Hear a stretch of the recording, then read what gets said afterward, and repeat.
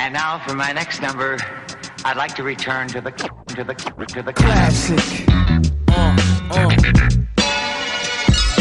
Time. Hey everybody, it's Alex back again. Hope we're all enjoying the quarantine or the isolation or whatever it is. If you are under it, let's all stay safe. And as I'm now no longer working at the record store, I'm currently looking for another job. I had to start thinking about my future, and the record store, well, it wasn't the most successful record store in the world. They were managing to scrape themselves into staying open, and with the whole virus thing going on, I really don't. It was a good time for me to leave, pack it in, and try and think of something else I wanted to do, because I wasn't enjoying it anymore, really. So, as sad as that is, to leave that behind me, it's sort of good at the same time. Anyway, I'm digressing here. What I wanted to do was come up with different now that I'm no longer working, I want to try and do different videos that, come up with different ideas I haven't done before, because I keep doing vinyl finds and it's just not, while they're still interesting, I don't want my channel to be based around just that. So I realized I never did my top 10 albums of 2019, so that's what I'm going to do today. I'm going to edit this video a little bit differently because I don't own every album that is in my top 10. I'm going to put pictures on the screen somewhere of the album cover. But before that happens, before I do get to the top 10, I'm going to show you guys a few honorable mentions and play a little snippet of a song off of each one. So enjoy. Carol City, nigga, boy, I'm coming out the boy, we coming out the boy, we coming out the boy, we coming out the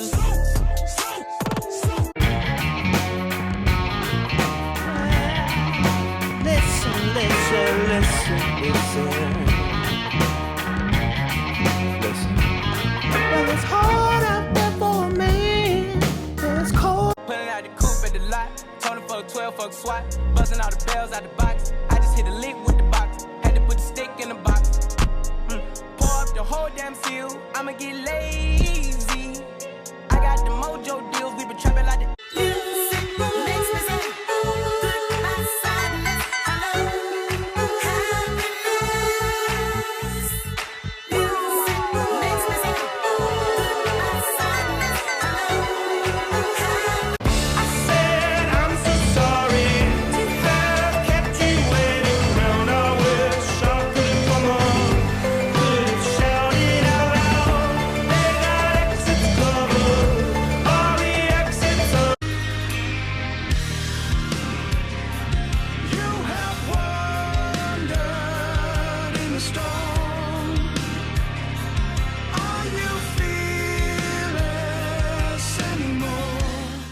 Okay, so let's quickly get into the top 10 here. Kicking it off, coming in 10th place, Schoolboy Q's Crash Talk album. Now, this is one I do own. I was lucky enough to see him in concert at the beginning of this year in January. I'm even wearing the t-shirt I bought.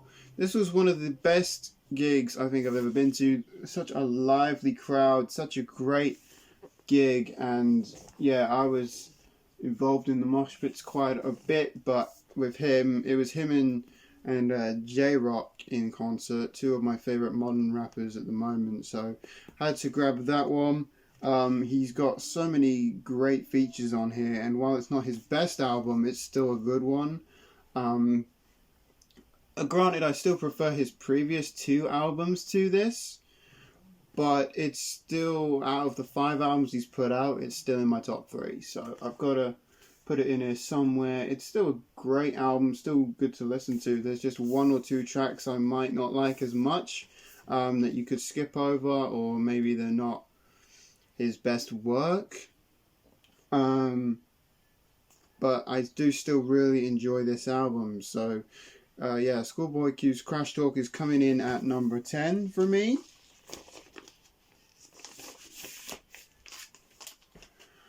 Coming in at number 9 is Ventura by Anderson .Paak. Yeah. His album from last year made it a bit higher on my, well, not last year, excuse me. His album from 2018 was a bit higher on that list because I actually enjoyed it a lot more than I enjoyed this one. I don't know if it's because I didn't have enough time to appreciate this album. I still love this album a lot, but it's the one I listen to the least of the albums I love from him. But yeah, he still has some great stuff on this album, such as tracks with Andre 3000, Smokey Robinson, even Nate Dogg. So it's nice to have another album from him so soon. You can tell it feels rushed because he put it out so quickly. It's such a shame, but while it's still a good album, it's not his best one, but I do still enjoy it because it's Anderson .Paak. And again, I saw him early last year as well, early in 2000. When did I see him? No, I did see him early 2019, because he debuted a few tracks off this album, so at that concert, so that was nice. But yeah, Ventura by Anderson .Paak comes in at number 9. Coming in at number 8 is the album Cry by Cigarettes After Sex. I've talked about them a few times on my channel. Very lo-fi, ambient stuff, band here. You can see I managed to get myself a signed copy of this. You guys know, if you're a regular, I talk about them a lot because me unboxing their first album is still my most viewed video on this channel. So it should come as no surprise that I'm going to appreciate this band a lot. But I did not enjoy this album, as much as their first one. I think because the first one I've got more sentimental attachment to. This one is still good. And let me show you how clear the vinyl is, because it's like super, super clear. Like, I've never seen anything that clear before. Like, you can pretty much see through that. And that's what I love about it. I was trying to work out which copy I wanted, and I opted for the clear one with the poster and was able to get it signed. So that's lucky, really. So yeah, Cigarettes After Sex, Cry, comes in at number 8. I'm looking down at my notes, by the way. I don't usually have notes, but because I don't own everything, on that's in my top 10, I have to look at my notes, otherwise I will forget. 7 is going to be Marvin Gaye's You're the Man album. This album is a posthumous release. Obviously it was recorded in 1972, just after he put out What's Going On, and I don't think the album ever came out. It came out last year, and I really enjoyed it. I thought it was it would have been a great follow-up to What's Going On. So I'm going to put Marvin Gaye's You're the Man at number 7. It's got some funky tracks on there, it's got some soulful tracks, and that's what I love about it. It's a great album. So Marvin Gaye's You're the Man comes in at number 7. At number 6 is an album that would have been a bit higher on my list, but there's a few reasons as to why, and I'll talk about them in just a second. But first I'm going to show you the album. It's Billie Eilish. When We Fall Asleep, Where Do We Go? This is a good album, and I've seen this a lot on Facebook in the last few weeks while everyone's on quarantine or everyone's in self-isolation. Yeah, it is a good album. She made a very strong debut, and obviously because she's still trying to figure out which direction she wants her music career to go. It's a good debut album, especially as she recorded it at home with her brother. It's still good. Obviously she charted with a lot of these songs, Bad Guy, Bury a Friend. Bad Guy was the monster hit off this album. So obviously, I'm going to appreciate it. The reason it's lower on the list is for two reasons. There's obviously albums I preferred more to this, and it's been overplayed on the radio. All the hits off of this. That's what brought it down on the list for me, is because even when I'm DJing, because when that's MP3, Billie Eilish is one that gets played a lot, and she gets I get requests for her a lot, so that's what brought her stuff down for me. And particularly this album, well, I prefer her EP to this. I have to put this on the list because it's still a good album. It's a great debut album.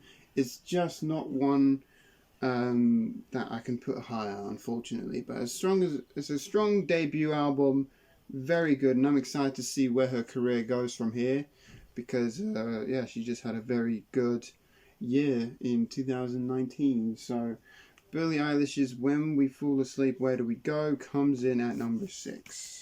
Okay, these next couple I don't own, so I'm just going to have to talk about them. But coming in at 5 is probably what I'm calling my favourite hip-hop album of the year. And that goes to Juice WRLD, Death Race for Love. We lost Juice WRLD, unfortunately, in December of 2019, which my biggest regret was not going to go see him when he was over in the summer of 2019.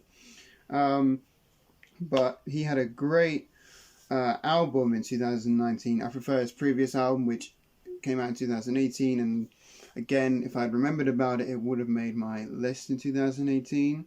But we won't talk about that right now. We'll talk about his new album. Some great tracks on it, but much like Schoolboy Q's album, there's some songs I would skip.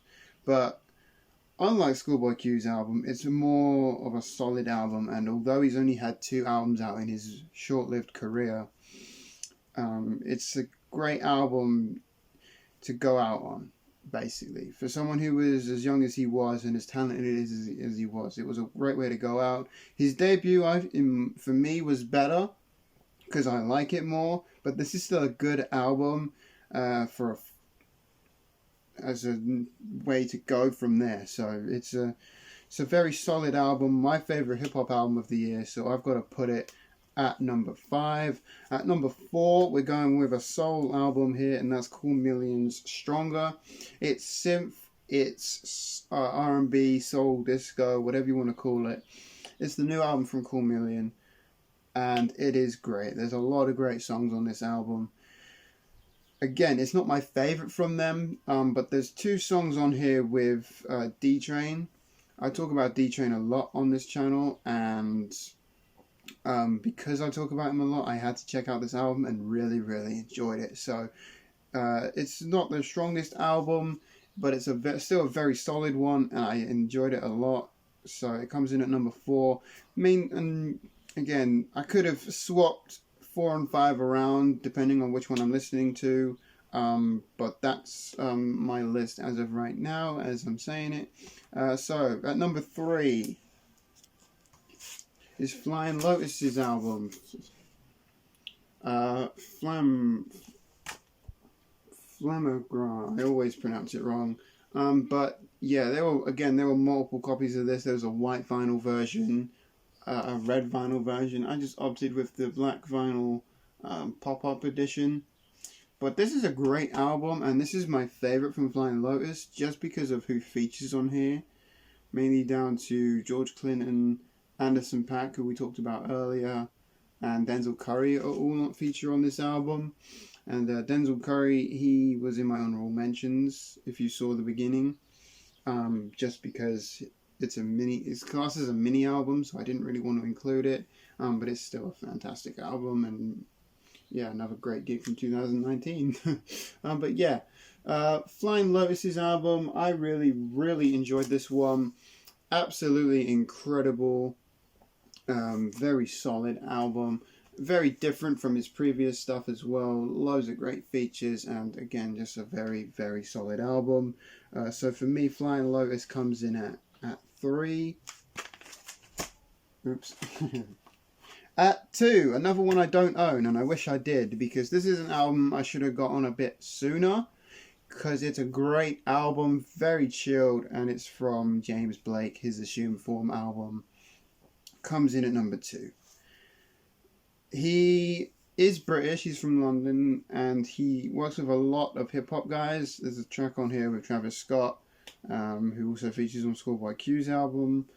But James Blake's Assumed Form is a fantastic album, and it was almost going to be my favourite of the year. The only reason it's not is because it took me way too late to check this album out, and it wasn't until we were listening to it in the record store recently, you know, a few days before I left for good, that we were listening to it in full, and I was like, you know what, I really like this album.